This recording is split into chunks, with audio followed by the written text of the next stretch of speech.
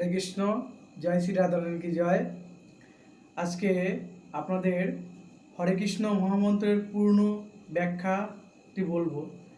আমরা অনেকেই এক এক রকমভাবে ব্যাখ্যা শুনে এসেছি, কিন্তু প্রকৃতপক্ষে সঠিক ব্যাখ্যাটি আমরা কমই পাই মানুষের মাধ্যমে, এবং নাম জপের সময় অনেক সময় দেখি যে সঠিকভাবে নাম জপ করেন না। তার একটাই কারণ যে সঠিক তথ্য তাদের কাছে আসে না।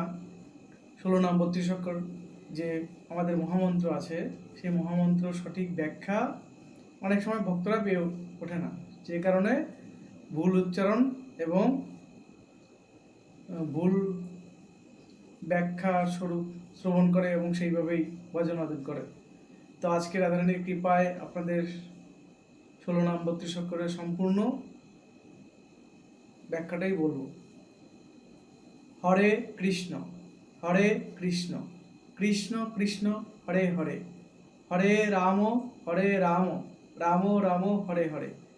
এই হরে কে অনেকে বলেন হরে হরে মহাদেব, অনেকে হরে সম্বন্ধে জানেই না।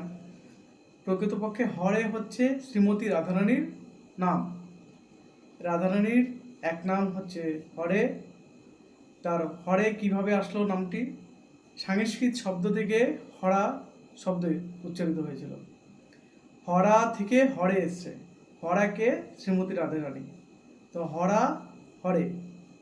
আর কৃষ্ণ স্বয়ং ভগবানের পূর্ণরূপ। আবার হরে, আবার কৃষ্ণ।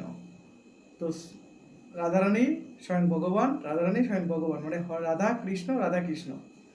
এরপরে আসে হরে রাম।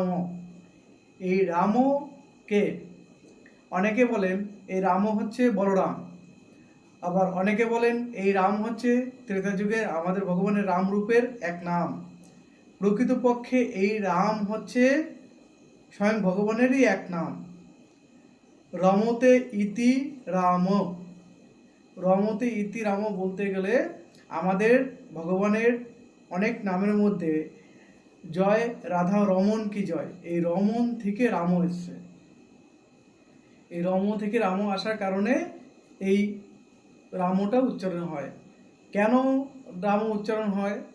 কারণ না, এরকমও তো হতে পারতো যে হরে কৃষ্ণ কৃষ্ণ কৃষ্ণ হরে হরে, হরে কৃষ্ণ কৃষ্ণ কৃষ্ণ হরে হরে। তো অন্তিমে 4টে অক্ষর রাম রাম হরে হরে কেন দিয়েছে? 4বার রাম নাম বা রাম উচ্চারণ কেন হয়েছে? এই ব্যাখ্যাটি বুঝতে গেলে দেখুন, আমরা সবাই জানি যে সবার মুখের মানে শব্দ স্পষ্ট নয়। যেরকম অনেকে নারায়ণ নাম ভগবানের উচ্চারণ করতে পারে না, নারায়ণ নারায়ণ উচ্চারণ করে, কিন্তু নারায়ণ নাম উচ্চারণ হবে নারায়ণ। তো পরিপূর্ণ নাম উচ্চারণ সবার মুখে আসে না। এখন যখন 16 নাম 32 অক্ষরের সময় ভগবান চিন্তা করলেন যে আমার কৃষ্ণ নাম যদি কোনো ভক্ত উচ্চারণ না করতে পারে, তো আমি দুটোই অক্ষরের নাম আমি এখানে ব্যবহার করব, যেটা ভগবান যদি মানে কোনো ভক্ত যদি কৃষ্ণ নাম উচ্চারণ না করতে পারে, তো অন্তত রাম নামটা উচ্চারণ করতে হবে। যেহেতু দুটো শব্দ, কোনো অসুবিধা নেই উচ্চারণে, রাম বা রাম। সেই কারণেই এই অন্তিমের 4টে শব্দ উনি শোনার সহজ যে নাম, সেই নামটি প্রদান করেছেন, যেটা ভক্তের স্বার্থে। না হলে সম্পূর্ণ নামটাই রাধাকৃষ্ণ রাধাকৃষ্ণ, কৃষ্ণ কৃষ্ণ রাধা রাধা, রাধাকৃষ্ণ রাধাকৃষ্ণ, কৃষ্ণ কৃষ্ণ রাধা রাধা, মানে হরে কৃষ্ণ কৃষ্ণ কৃষ্ণ হরে হরে, হরে কৃষ্ণ কৃষ্ণ কৃষ্ণ হরে হরে, এটা উনি করতেন।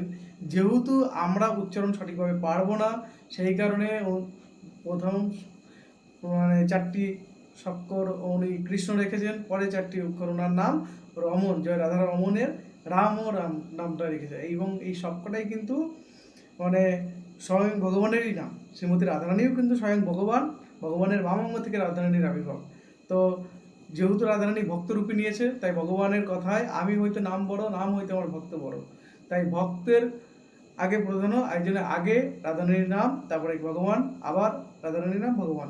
তো এইভাবেই 16 নাম 32 অক্ষরের পূর্ণ উচ্চারণ কিন্তু মানুষ ভুল করে এই জন্যে। এবং অনেকে নাম জপের সময় রাম রাম উচ্চারণ করে, রাম নয়, রাম।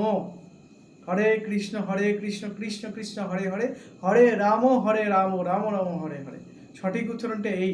অনেকে জপের সময় রাম রাম হরে হরে লেখা থাকলেও যেরকম হরা থেকে হরে এসেছে সাংস্কৃতিক শব্দ, রামও রমন থেকে এসেছে, তাই রামও উচ্চারণ হবে, রাম নয়। হ্যাঁ, এইটাই হচ্ছে আজকের এইটাই বলার ছিল যে স্বয়ং সম্পূর্ণ উচ্চারণ এই প্রকার হবে এবং 16 নাম 32 অক্ষরের যে পূর্ণ বিশ্লেষণ বা পূর্ণ ব্যাখ্যা অনেকে পেয়ে থাকে না। রাধারানীর কৃপায় হয়তো এই ভিডিওর মাধ্যমে অনেক ভক্ত জানতে পারবেন এবং আগামীতে আপনাদের এই প্রকার হরিকথা বলে ভগবত ভক্তি পথে অগ্রসর হতে সাহায্য করার চেষ্টা করব। হরে কৃষ্ণ, জয় শ্রী রাধারানী কি জয়।